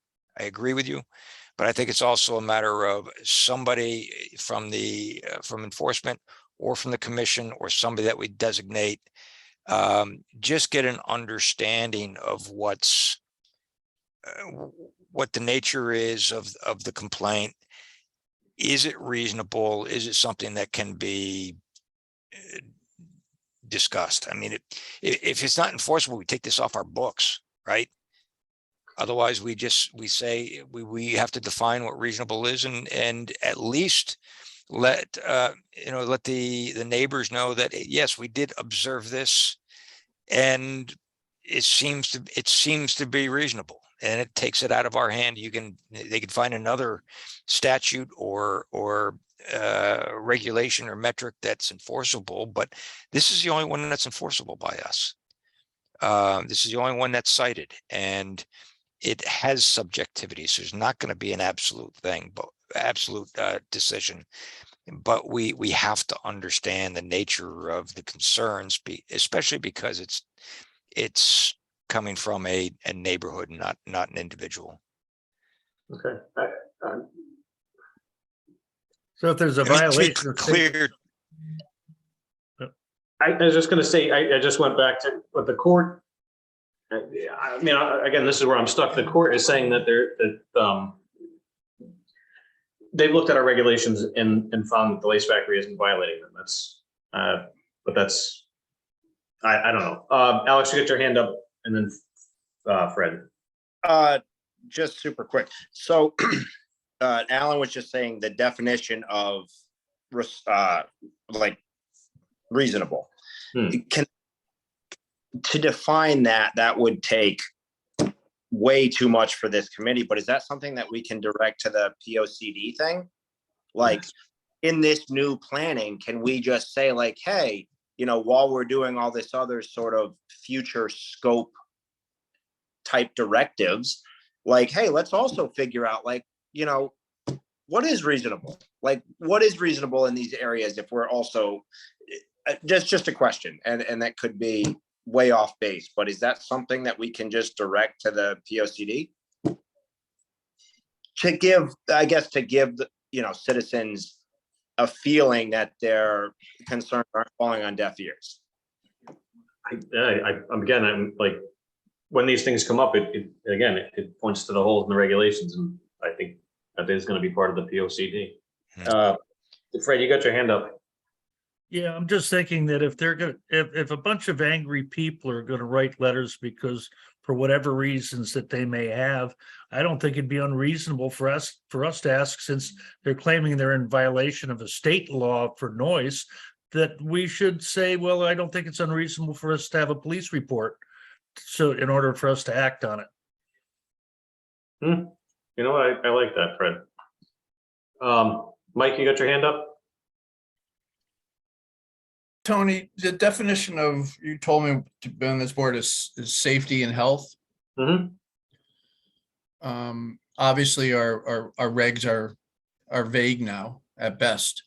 Yep. Yet we seem to want to skirt an issue that I think a lot of people have issues with, but are afraid to come forward because there's nobody to enforce them. There are businesses suffering in town as well as residents.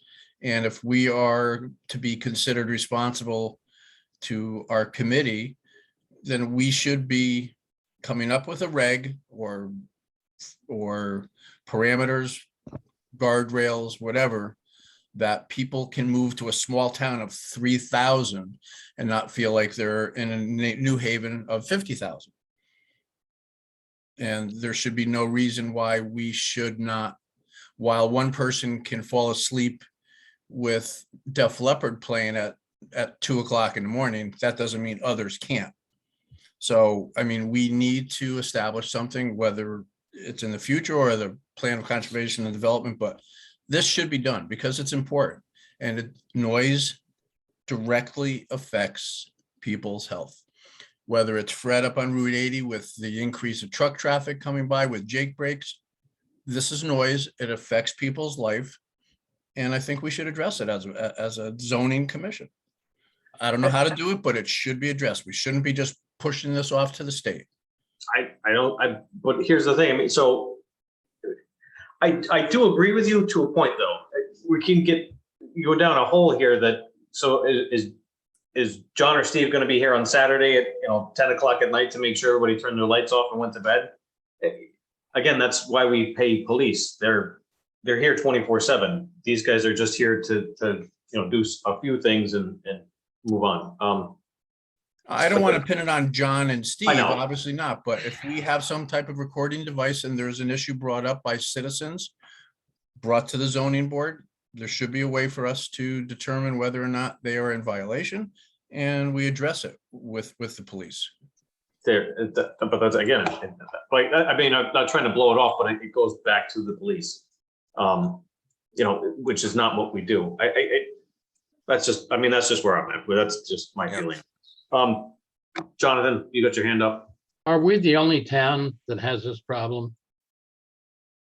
Of course. I can tell you definitively, not every single town has their music venue, has their restaurant, has their, in Essex, it's the Scotch Plains Tavern in Bochum, that's been an ongoing issue. There's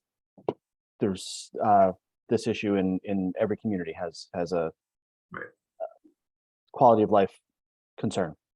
So the question really was, do other towns of Deep River is 5,000 actually, not that big. 4,000. Do other towns have other towns found solutions for noise? Because if they have, then we could, get rid of this whole discussion. And if they haven't, then we probably need to find out why not.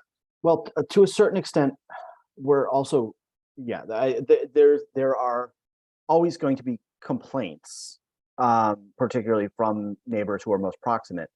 But in this case, it is also, obviously it is a residential neighborhood. However, there is a legally permitted multiple special permits granted for an event facility.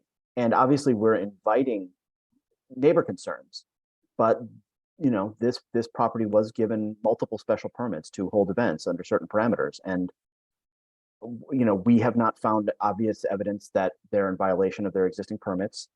And the judge who heard this case, as we discussed, found no specific evidence that they were violating the state decibel levels.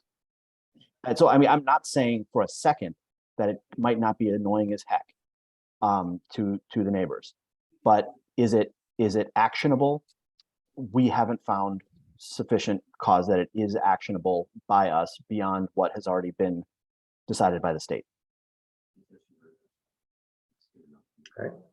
Alan, you got your hand up? Yeah, and I have to agree with Jonathan on this, is that there's got to be precedent out there. I think there's got to be some research done as to how we define reasonable enjoyment of properties in these situations, what the course of action is, et cetera. So that, you know, that may be our burden, is to understand how do you regulate something when the metric is subjective.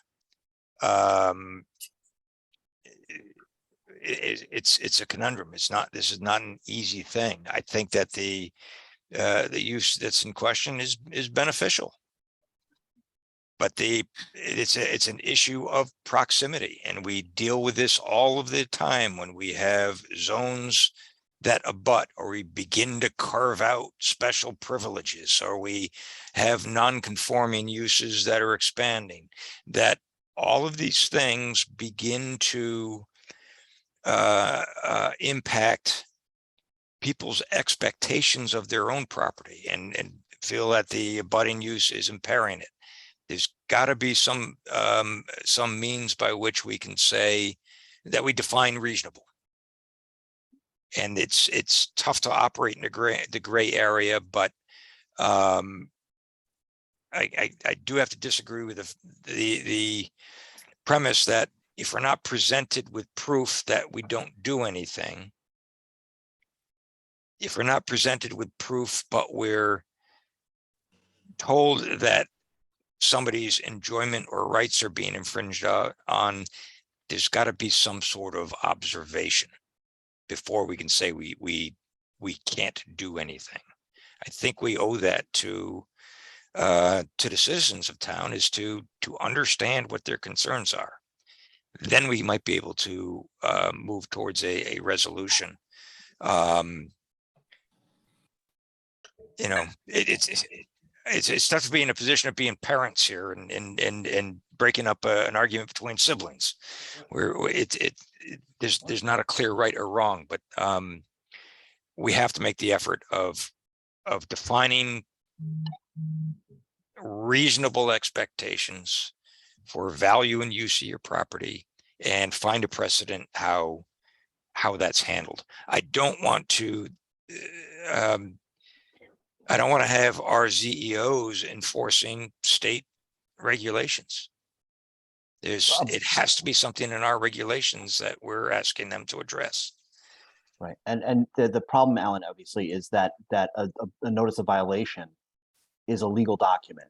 And if what we're being asked to determine is going out there, again, without the necessary equipment to measure decibel levels, and just sort of say, hey, yeah, I think this is too noisy or too disruptive also, and base a legal decision on my,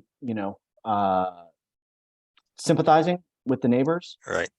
against a legally permitted use, without that, the decibel levels or something objective, I'm not going to put the town in that legal position. I got to piggyback on that, is that, again, I agree with you 100%, John, but it's also, we have experts that have weighed in on this. I mean, we have something from the court that says that they're not violating anything. I stated I'm nervous. That's where I'm at. So Marion, go ahead. What I was going to say is kind of piggybacking a little bit on John. If we're going to do this, we have to buy the equipment in order to measure decibel levels. I mean, we have to decide what decibel level is appropriate. We also have to then hire someone specifically to come at 10 o'clock on a Saturday night with that equipment and measure. And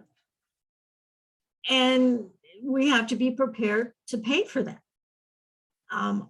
We don't have a big budget, but I think it's going to take that, and it's probably going to take it on multiple Saturday nights.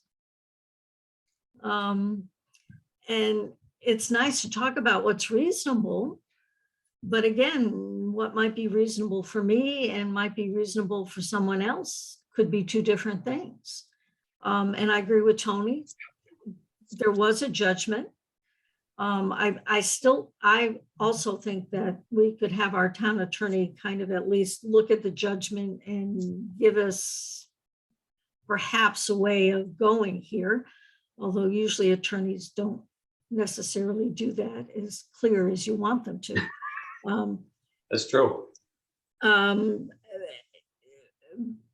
But it's going to take a lot of discussion, and with the ability of knowing that you have to buy the equipment and you have to hire somebody who knows what they're doing.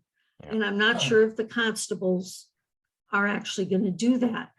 But if it's a noise ordinance, well, again, we don't have a noise ordinance, so it's a zoning regulation that's vague, and we have to actually make a determination of whether we use the state ordinance or not, and if that's a reasonable thing to do. I'm not a sound person. But by dictating that we use the state's ordinance, we kind of have a precedence for that, right? I mean, since we already used that. But I don't disagree with you. Again, this keeps going back to looking over our regulations and changing a lot of this stuff. I think if we're going to add that, we probably should. So it's something to fall back on. But it's got to be fairly specific, because Right. And John is correct. If you cite somebody that because ultimately we're going to go back to court. Mhm. With any of this stuff, we go back to court. So you have to have all your T's and I's crossed and dotted. Right. Mike, you got your hand up? Yeah, just quick, Tony. Marion had a good point. She's very sensitive to blowers. Obviously, a lot of communities across the country have had the same issues, and they have resolved it by setting certain standards because of the decibel levels that they increase. So if Marion lives in Deep River, we have nothing, and her neighbor decides to blow off the pool deck every night at 10:30 because he gets out of work at 10. How are we protecting Miriam's $1 million property? We tell her we don't have anything. Sorry, we don't have a cop who will come by and enforce it. Sorry, Miriam, you're on your own. Put some headphones on. But Or that's go sleep again, in your basement. I know. I mean, I'm just saying, looking forward. I know. Looking But it's forward, tough we should because be it's the addressing cops. this. Yeah, they're not going to do anything. They don't want to touch this stuff with a 10-foot pole. All right, so we gotta have, John working 20, the alternate is find somebody to, employ somebody. And do we even have that ability to employ somebody to? I'm not saying I have the answer, but I don't either. it's something we shouldn't sweep under the carpet. I don't think we are. I think that's why we're having this very long debate about this. I don't know what the right answer is. I'm looking for just as much input as you have. And I do understand John's point of view. I really do, given this existing circumstances.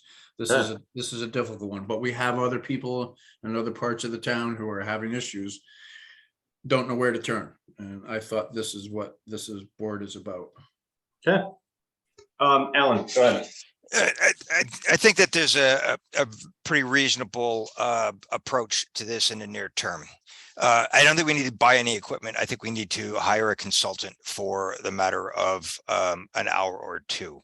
The consultants would have the necessary equipment and the expertise, but we have a reasonable standard and expectation, I think, because all of these abutters are abutting a recreation area in town.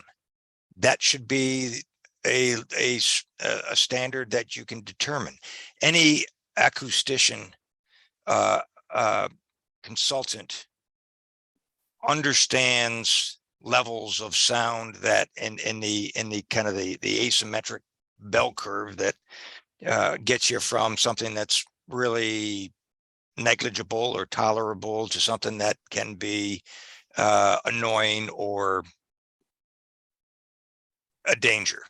Obviously, any of these blowers and that type of thing, that's actually that can be characterized acoustically and is, you know, is recognized as being kind of I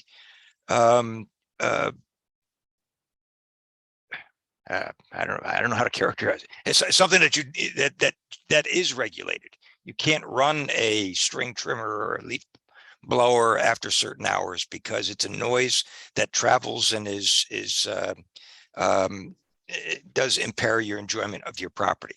But if we establish the expectation that an abutting property that's zoned for recreation, everybody knew that they're at the landing and that there will be people coming and going with boats or having conversation down at the pavilion, that people will arrive by train.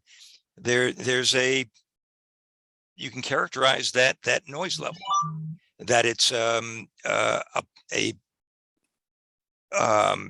public activity, that you can expect that level of noise. When you have a larger party, those noise levels can escalate such that that would be different than kind of a normal public park or the comings and goings of fishermen and boatsmen and stuff like that.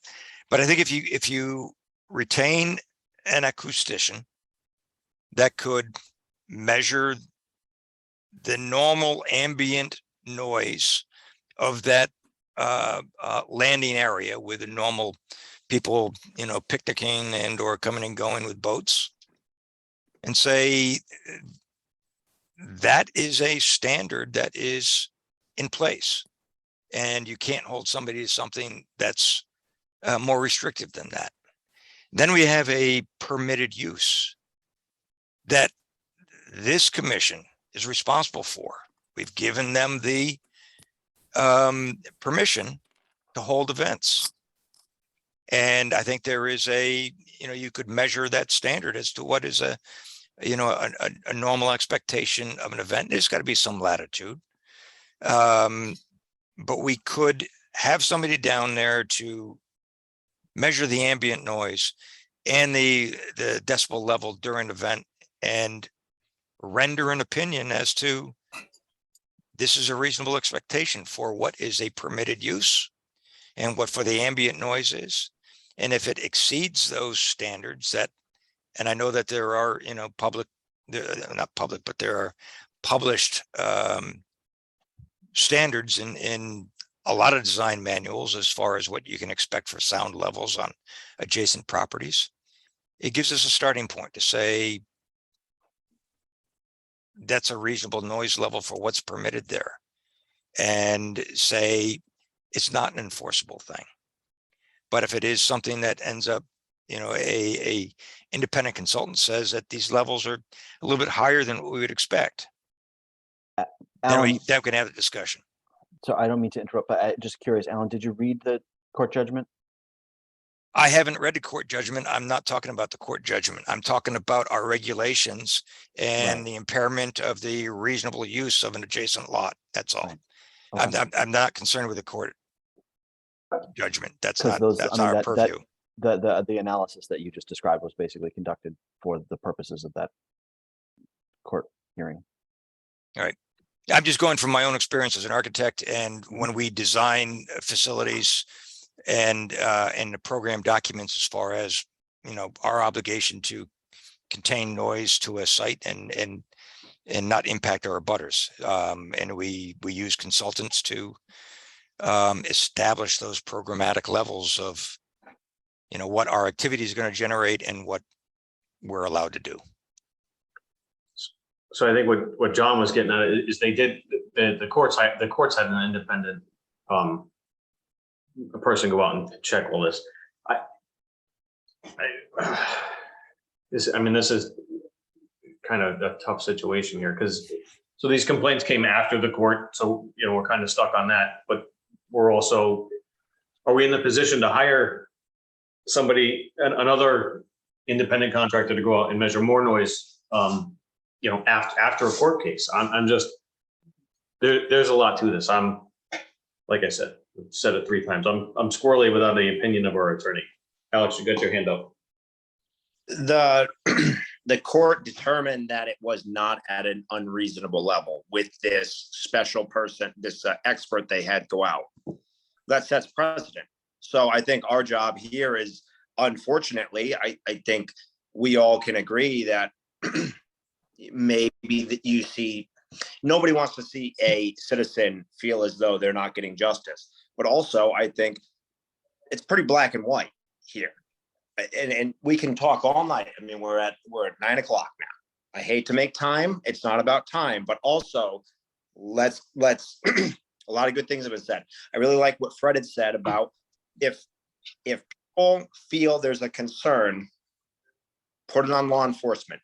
I am not trying to overstress our current small law enforcement by any means, but at a certain point in time, they're going to start saying, we're not coming out for that so-and-so or whoever. The law enforcement in this area, the good thing about the small town aspect is they can sort of use the best judgment, and their judgment typically holds up in any court of law. So kick it on them. I think that we've already got precedent from a court finding here. They've already done what Alan had just suggested. As much as it sucks, yeah, I mean, unless everybody here on the committee, we can go out, and why don't we listen? Why don't we go out at 10:30 at night, the next, big wedding they have at the lace factory, and we can listen, and then we can have the discussion down there. But aside from doing that, I think it's that simple. It's not an issue, and it's not an issue that we should be continuing to go around in circles on. That's all.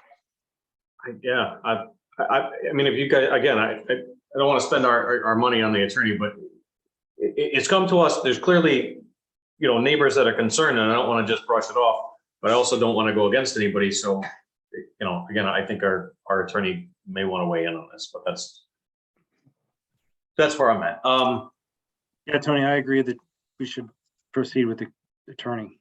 Yeah, because I'm not sure what else. I mean, again, call the cops. There was a judgment made, but I think it's just more complicated. It's not. It is. I'm stuck, but I appreciate that, Stan. Anyway, I guess a motion for that would be helpful, or anything else that we need. So Tony, I would move that you, I don't know, does it require a motion or is it just consensus for you to engage the lawyer to understand what our obligation is to follow up on this, and to also identify what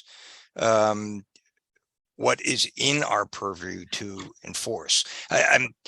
I'm hesitant to also back off on the idea of some sort of further verification, because the verification was done at a different time. It doesn't mean that is the same concern that the neighbors have. So I think we need to engage the lawyer to understand our obligation and what is in our purview. And I think we have also a obligation to have some sort of observation to understand, is this I'm not convinced that it's the same thing that it was measured in the court case. It's we can't just dismiss the fact that there's ongoing concerns. We do have to recognize that there's not an obligation from the owners of the lace factory to have rectified everything at this time. That is not enforceable until that grace period, for lack of a better word. We need to give them until the first of the year before I think we even consider enforcing the court order. Right. I agree with you. They could have, known, because, you're in a court case, that there's independent contractors coming, you turn the volume down, and then once the court case is all over with, you crank it back up. So I don't disagree with you, but I'm not going to touch this with a 10-foot pole. So I think we're all on that same page. John, you think consensus is fine for contacting the attorney? Yep. I would say that's, if you have consensus, then no one's going to question the bill when it comes in a couple of months. We're good. All right, so if you guys are good with that, we'll just kick this to the attorney and see what he thinks. Go for it. Everybody, yay, nay, yay? Yay. Yeah. Yes. All right, on the reports. John, CEO, or Steve, whoever's. Well, it's after 9, so it's after, so your CEO supply is cut in half after 9 PM. All right, Well, so we had a number of complaints at this place called the Lace Factory. Um, So, yeah, no, nothing, but most of the stuff that we've been dealing with has shown up on this agenda one way or the other. So I have nothing further. Although if I can jump to POCD, which is the next one. Let me stop you for 30 seconds, because Okay. I asked the other day about the ordinance for demolition delay. Oh, yeah. And I think Steve mentioned that with Angus. If Angus is still on, I don't know if he's still on. Doesn't look like he is. I think he left. I don't recall. We had mentioned about that. All right. Oh, he wanted to. Okay, no, he said he wanted to have a meeting next week about the demolition delay. I guess there's some qualms with the 90-day period. Okay. And thought that there might be a planning and zoning / building code conflict about the 90 days. So Okay. we'll revisit that with him next week. Fred, you got something, or? Yeah, I got a question on that delay ordinance, because at the time that it went through a selectmen's meeting vote a while back, it only delineated certain areas of the town. And I question why there are other structures in our town that are equally, if not more, deserving of a delay as parts that are in the center of town or in the waterfront district. I'll Sure. use an example, Judge Spallone's former home up at the intersection of Westbrook Road. That house is built around the Revolutionary War era, but it's Yeah, outside of the area of protection. Fred, I don't mean to say that you're incorrect about this, but I believe the one that the delay ordinance that we forwarded to selectmen was based on age of structure, not of geography within town. It was also geography to my recollection. Hold on, when's the one that you're talking about happened, Fred? Because ours actually haven't gone to them yet. The one that we put from planning and zoning to the board of selectmen hasn't. It was they haven't earlier. gone to them. It was earlier in the summer, Huh. to my recollection.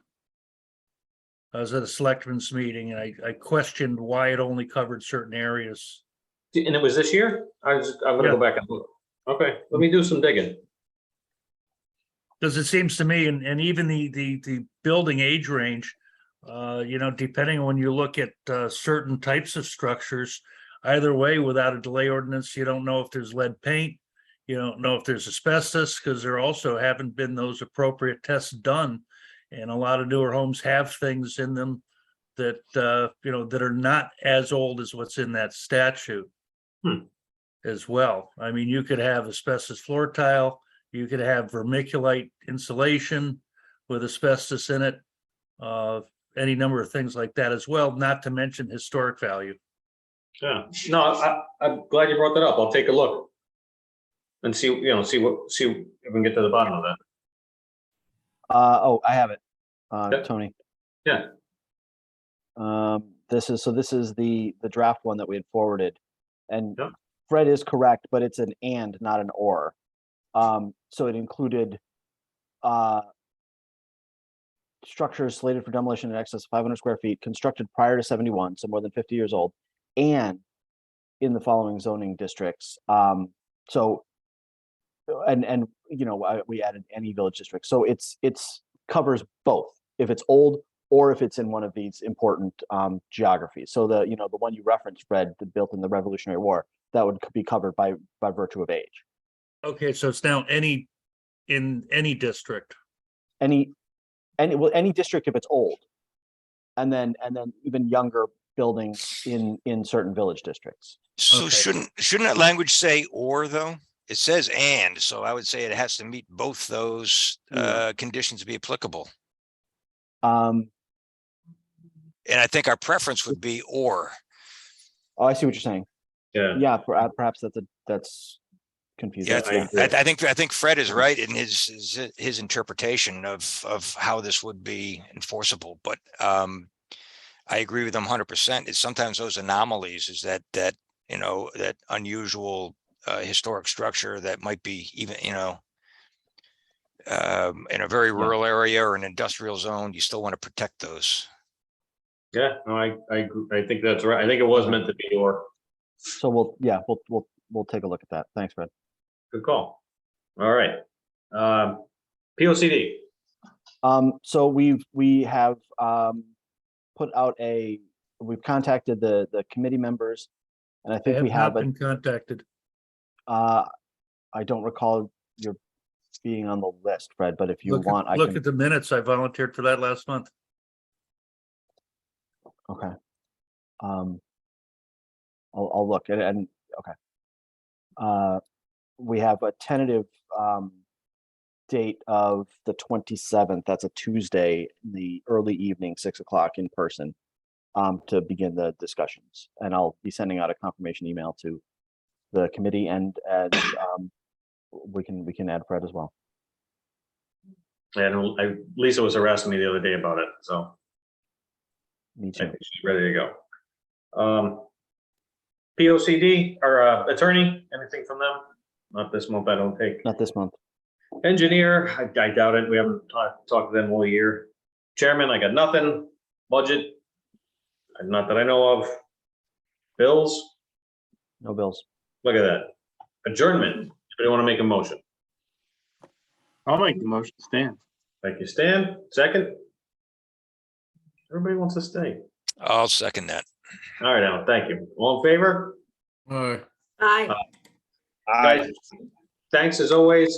Everybody have a good night, and we'll see you next month. Thank you.